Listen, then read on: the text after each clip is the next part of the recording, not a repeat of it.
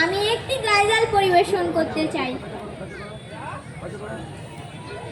আমরা দুই ভাই বোন, মা বাবার দুই নয়ন, সুখে দুঃখে মিলে মিশে থাকবো আজীবন। ভাইয়া তুমি অনেক ভালো থেকো,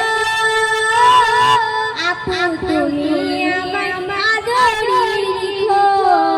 ভাইয়া তুমি অনেক ভালো থেকো, আপু তুমি আমার আদরি রেখো।